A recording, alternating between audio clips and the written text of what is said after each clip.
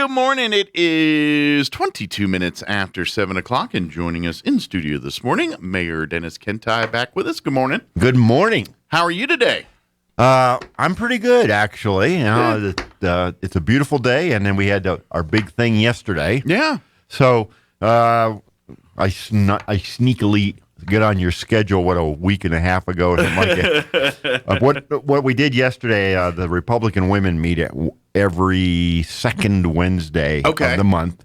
They got a contract with the convention center, and so that's where they meet. Okay. It's a good group, and Republican women out there, and even allow males in as associates. But it's a good group, and you're part of the auxiliary. Auxiliary, exactly. Associate members. Yes. So there's like 80 to 100.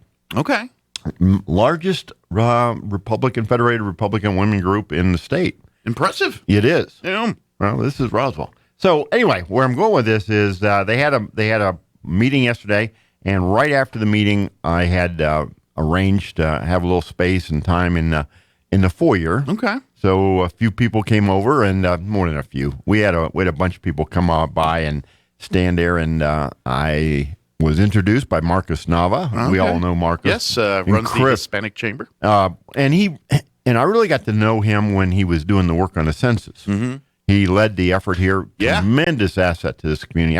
He headed up that committee. Right? I knew he was on it. I can't remember if he headed it or. I can't say enough good things about Marcos Nava.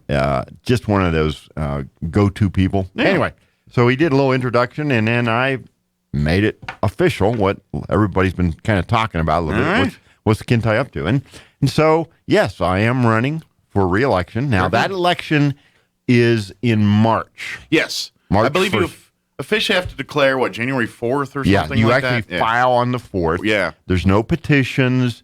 You walk in and you sign up. You have to fill out some forms, but basic declaration of candidacy. So that's what's done at the city clerk's office on January 4th between 9 and 5. And then the election is actually 8 weeks later. It's a real quick, tight window. Yeah. So the thing we want to let folks know is, if you're not registered to vote, get registered. Get registered. One thing folks need to know is the city elections are municipal elections. They are not party policy. When you run for office in the city of Roswell, you run as you. You don't run as a Democrat or a Republican or a Libertarian or whatever else is out there. Or decline to state, ETS, whatever. That does not matter.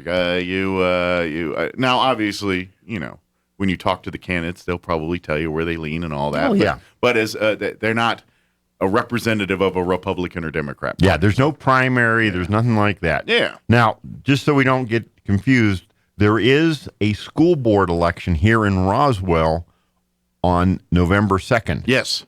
Now, also in Hagerman-Dexter, there's municipal elections this November. Yes. That is not Roswell.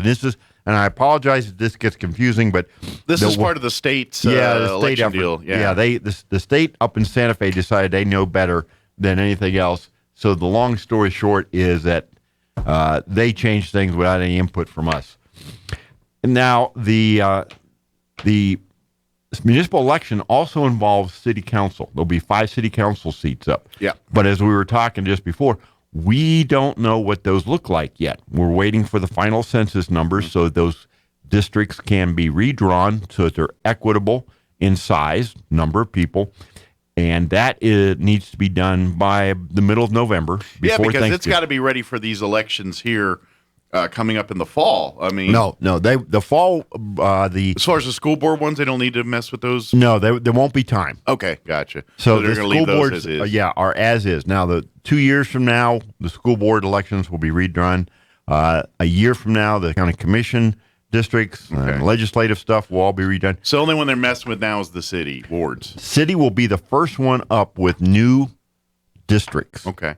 And that will be in March, but we have to have it defined by November. Now, obviously, it's too early to tell how it's going to look here, but you just kind of seeing numbers and things, do you think the ward redrawing will be pretty drastic, or will it be pretty close to what we're looking at now? And, that's an excellent question, and I'm going to give you my gut feel. Yeah. I think there's going to be some significant shifts because I believe what we've seen in the last 10 years is significant growth on the west side and in the north. Okay. We've had a lot out in Enchanted Hills, that new apartment complex on Sycamore, the Sorrento neighborhood that was built, Buena Vista, which was built, and some French Brothers developments, both on the north side, and there was some on the southwest side.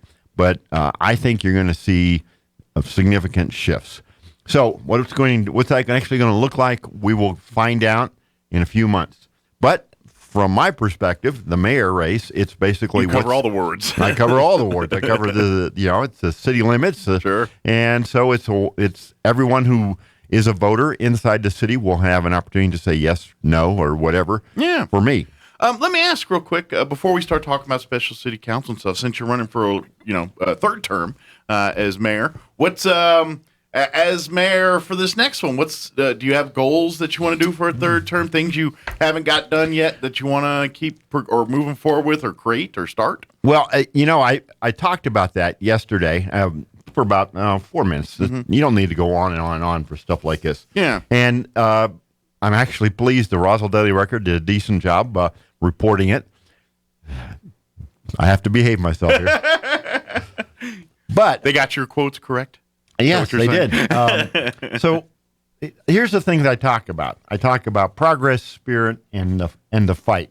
By that I mean we've made some great progress, and as we go along, we're going to highlight that and what we want to continue to do. The convention center, the recreation aquatic center, the splash pads, those things that we've done, we're going to highlight, and that's an example of the continuing work we want to do. Sure. Like I'm guessing too, because you didn't know about COVID when you ran for the second term here. No one did. Yeah. I imagine that's got to put a damp on things you wanted to get done in this second term. Yeah, we took a hiatus on a lot of our capital projects last year because we weren't sure where money was going to be. So we will be looking.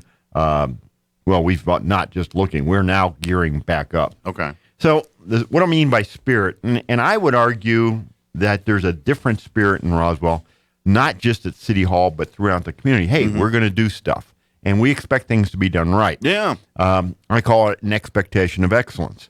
Do we always achieve that? No, we don't. But we're not going to settle for mundane or, what the heck anymore.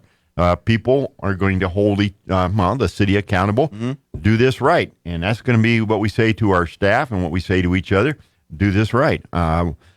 Whatever we work on, we want to do it well. Sure. And that's this the whole hard to nail down, but just the way we do city council meetings is radically different from what it was 8 years ago.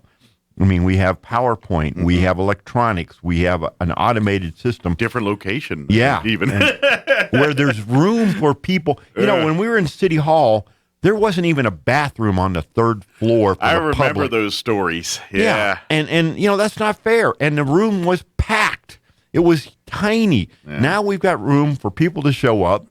If they want to speak to the council, we had a bunch of people about a year and a half ago when there was something to do with the Second Amendment. We were just I remember that, yeah. And we had a ton of people turn out. Yeah. Well, the good news is there was space. And, this sounds a little mundane, but there was actually nice bathrooms for them.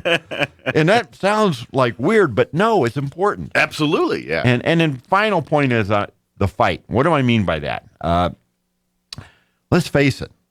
Roswell, the mentality here in Roswell is very different from what you see in Washington, D.C. and Santa Fe. This is true. And I think those places have lost their minds.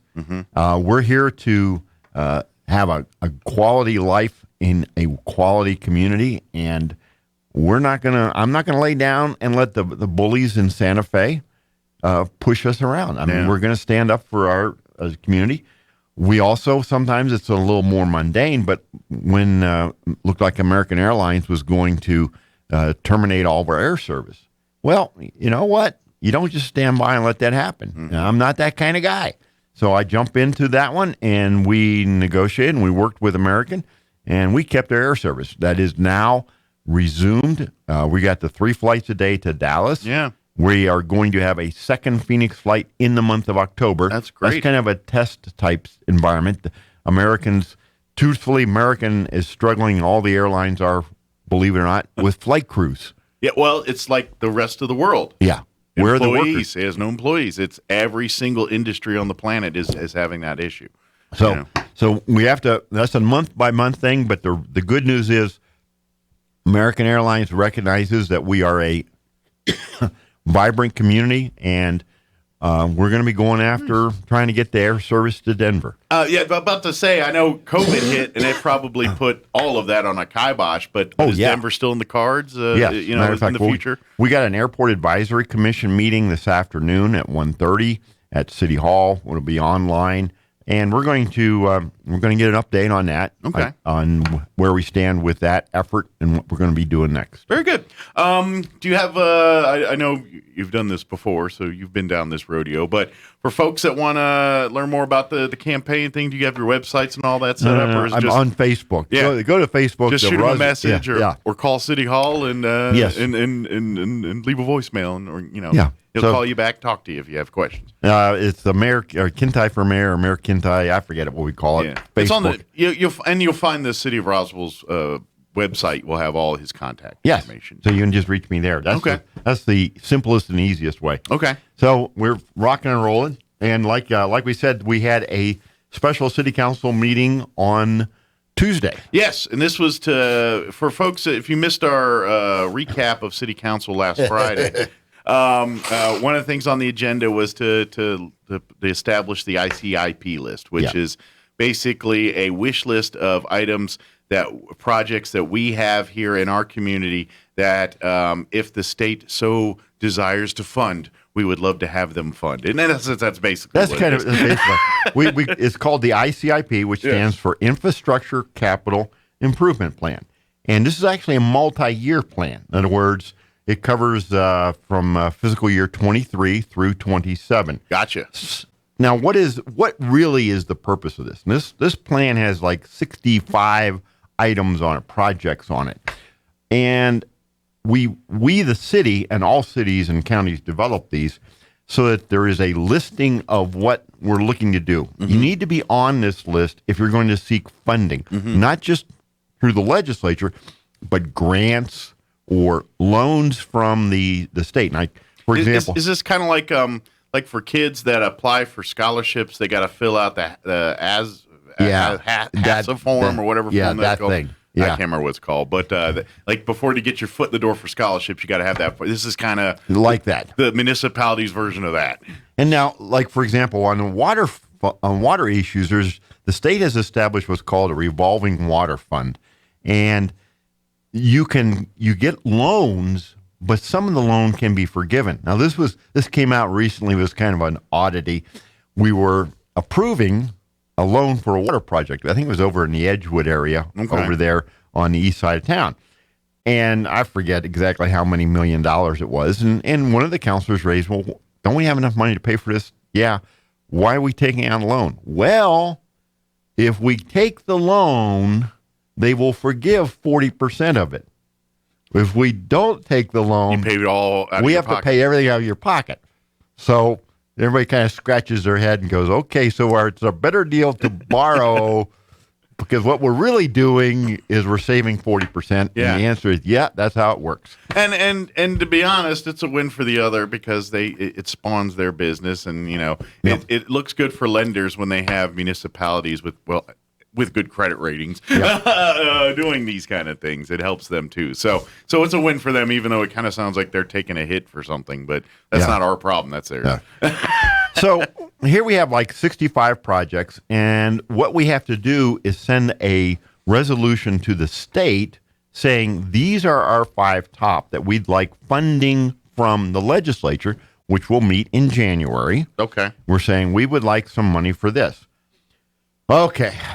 So how do 10 people agree on 5 out of 65? And this has always been a little bit of a challenge. And sure. We went back and forth. We stumbled on this Thursday night because some people didn't like what was going to be done. Yeah. And they thought we were going to do it the way we'd done it before. So don't laugh at me. Anybody who's a first grade teacher, like my wife has been, understands this. So we had a big printout of we had like 5 sheets. Okay. All right. Large sheets, 4x3 or 2x3, whatever. And on it was print out all these projects. And then each city councilor, not me, each of the 10 got stickers. Now, Councilor Perry was down in Artesia, so one of the staff members did virtual stickers. Now they get 10 stickers. Right. We decided to do it that way. And then, so here we have. Please say they were like little character faces. They were different. The city clerk, God bless Sharon Call, she's got a sense of humor. So each counselor had different stickers. Nice. So she had the little sheet that told you who did what. I have no clue. I'm like, all right, who's the strawberry? Yeah, exactly. Who's the little demon? Who gets the Funko guy? It was like, what the SpongeBob? Who's SpongeBob? So we took up, and this was the fun or interesting thing. We talked about this for over an hour. We talked for 40 minutes or so. Okay. And then we went into it, and we took 17 minutes we started at 5:30, 45 minutes. We took about 17 minutes to put the stickers on, and about 11 minutes for the staff to then tally it up. All right. Who got the most stickers? Yeah, which project got the most stickers. All right, that became the starting point. So we had these 5 major projects. Now, you're going to ask me what the top 5 were, and I forgot to write them down. But the airport was number 1 with a $5 million request. Okay. We can get into that in a minute. So we have that. Now, what we have now is a starting point. Mm-hmm. And Councilor Roebuck, Chair of Infrastructure, makes a motion, needs to be their top 5. And we start talking. Mm-hmm. Well, Councilor Perry wanted to change the order, and he makes a motion, and we talk about that. Mm-hmm. And this is actually, I thought, went rather well. The odd thing was Perry's motion to change the order ended up a 5-5 vote. And I'm like, what the heck? Oh, man, putting you to work. Yes, it put me to work. So I didn't like what he wanted to do. I felt like the order that came out was appropriate. Gotcha. And so I said, no. So I said no, because the counselors had come up with this list, these priorities themselves, and I wanted to stick with what they had come up with. You don't want to taint that or no, I don't. But it's a legitimate motion, and it was a legitimate discussion, and that's what I was very pleased with that. And I think some people felt the process was a bit odd, or maybe cumbersome, or maybe even seeming silly. But it's a challenge to try and get a true understanding of what are the objectives and goals of 10 people. So we're trying to get a collaborative sense of direction. And I think it worked out pretty darn well. It not that the city council needs this, but it really forces people to assess and sit back and see what our priorities are and take a look at that. Yep. And you're right, because there's a little bit of everything here with because I'm guessing there's people on city council, the only reason they're like, I'm going to step up and be a part of city council because of passion projects or certain facets of the city that they want to address. And obviously the ICIP list probably falls in that category of projects that they're like, I got on city council to fix that project there. That's why I'm here, Yeah. So you're going to get some passion from that side of it, and then you get the other folks that may not be as passionate on that project. They're kind of like, all right, I get what you're saying, but practicality, we need to do this before this, but that's where how those debates spark, and that's how government is never. Everything's glacial. Everything's got nothing happens quick in government. So what you hope for is getting it right. That's you're never going to get anything quick in the government, but you can at least hope for getting it right, and that's why you make sure you get the right people in there that are going to take the time to debate and discuss. I want people in there that are going to debate minute things and pay attention to detail on something that most of us like.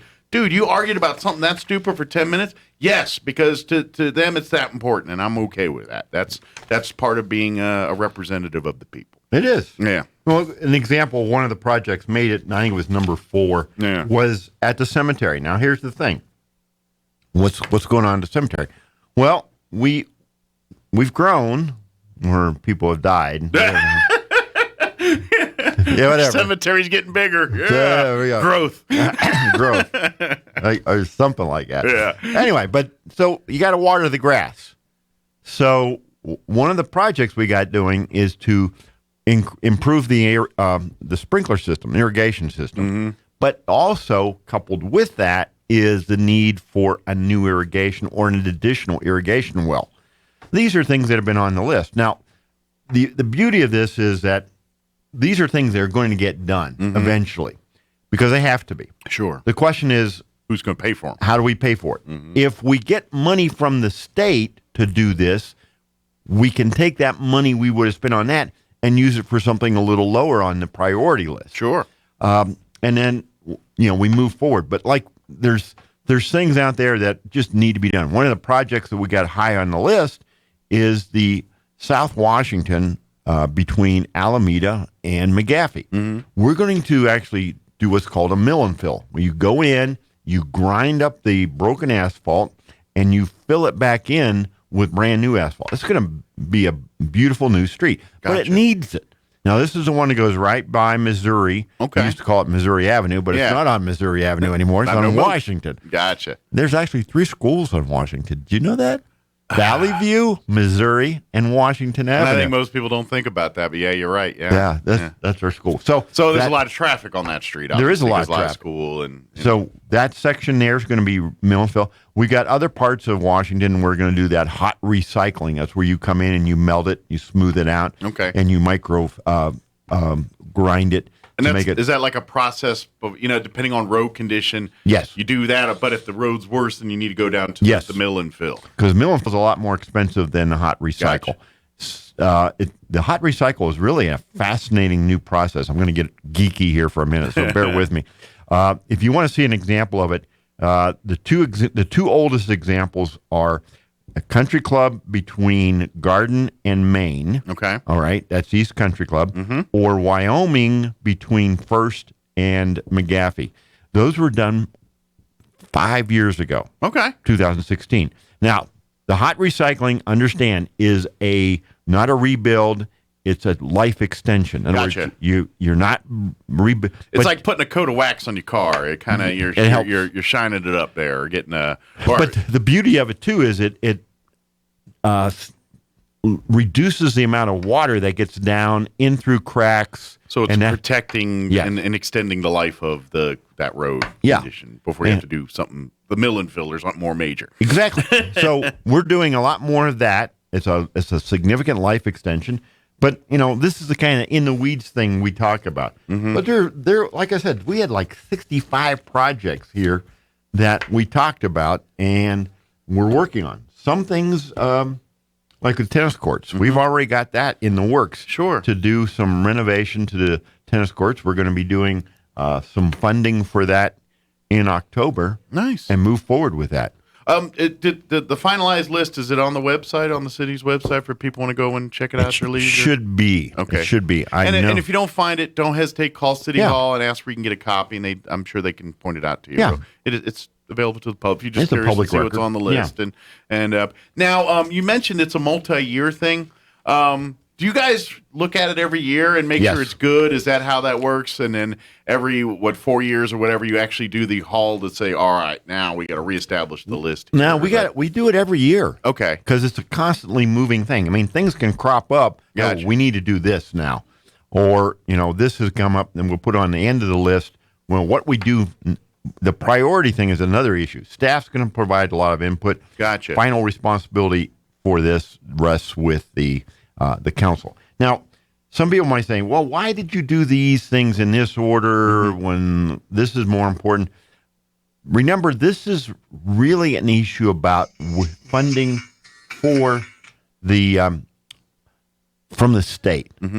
It's not about our needs. It's about what we think's got the best chances of getting funded.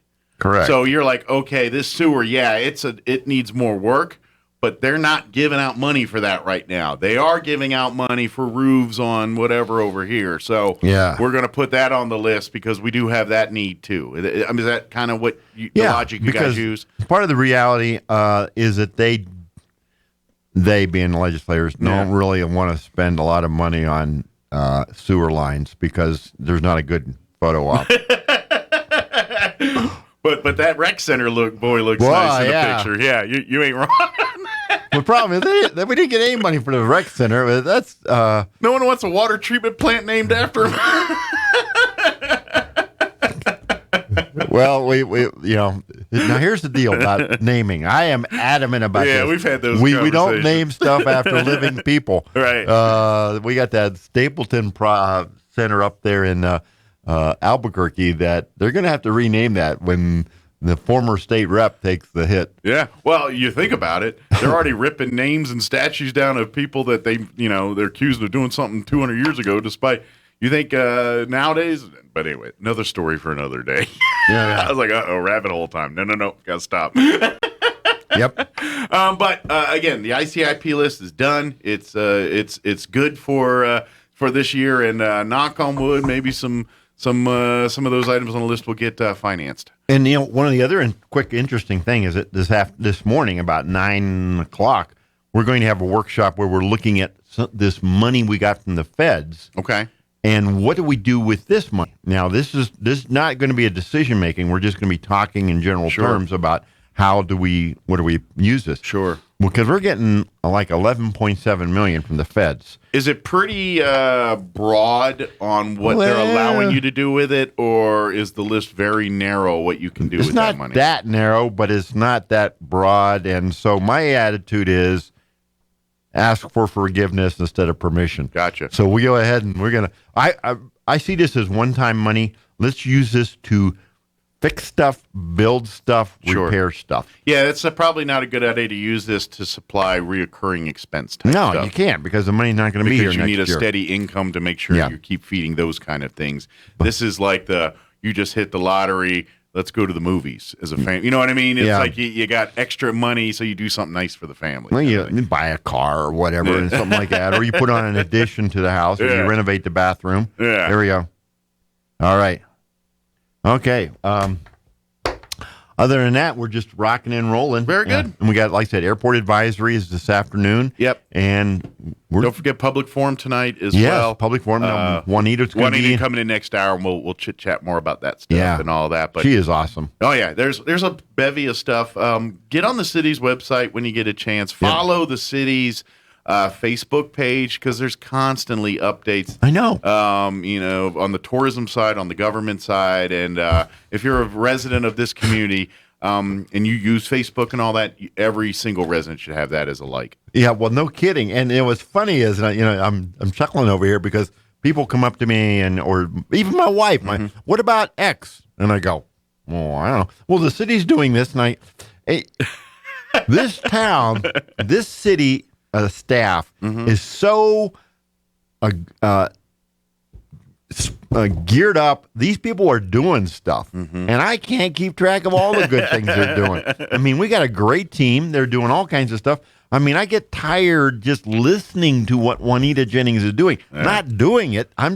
She's like this Energizer bunny who's out there doing so much stuff, and then the rest of the team is also out there. So I'm excited about all the forward progress that we're making, and like I said, the spirit of we're going to make things better, and we're not going to settle for second best.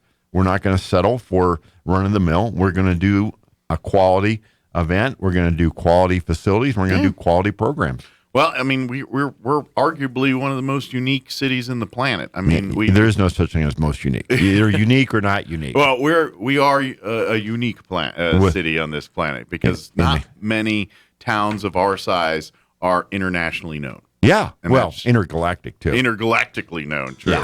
Yeah, Gold Flab on Centauri 12 knows about us too. Yeah, right. I mean, I get these little notices, what the heck? People write to me and they tell me about this.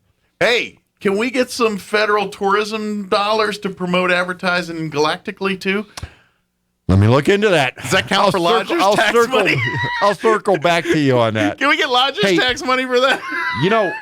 we're almost out of time, but we ought to take a few minutes and talk about the Ag Expo. Yeah. The youth, the New Mexico Youth. That's right.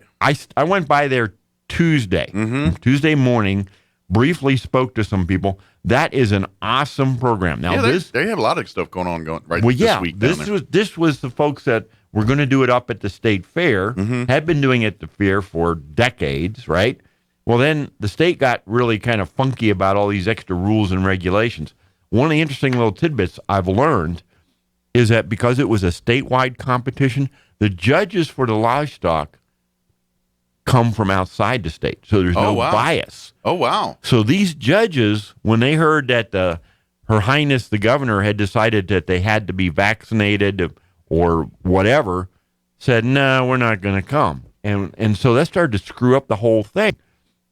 Well, part of it because this came out, it wasn't like the rules were known a year ahead of time, right? Right, yeah. It's all at the last minute. Sure. So the scramble was on, and hats off to the Fair Board here, the Eastern New Mexico State Fair Board. And they stepped up. Great people. They set up, and they made this facility available. Now, the Fair Board, understand, is not running this event. It's the New Mexico Youth Ag Expo. Yeah. So that's a different group, but the facility was made available by our folks down here. They've come down, and the mayor's making a pitch to make it a permanent arrangement. I did hear just like that. they, I am a mayor. They're agreed to multi-year so that we're going to be seeing them for a while. I'm hoping to get back out there again either this afternoon or tomorrow. Good deal. I do know they've got the big auction, the livestock auctions tomorrow, I believe in the evening. Actually, Senator Cliff Pirtle's coming on tomorrow morning in the 8 o'clock hour before the county manager comes on, and we're going to talk all about the expo and the money parts tomorrow night. That's where the kids get all the money for all their hard work. Now, here's a little tidbit here, and this was explained to me very carefully. This is a statewide. This would have been what they would have done if it had gone to Albuquerque. We have our fair with the Eastern New Mexico State Fair October 4th. So don't spend the money you would have spent at the end of our fair. That's right. On this. If you want to buy at both, that's okay. Yeah. But don't come down here and do this one and then not show up at that one. Spread the love. Keep some love ready for the Eastern New Mexico State Fair. Yeah, too. we want both. Absolutely. We're greedy. Yeah. Now, cut big checks for everybody. Then we'll call it a win. So, well, thank you, Mayor. As always, appreciate the time, and I know we'll talk to you a bunch between now and re-election. But good luck in the campaign here. Yes, thank you, sir.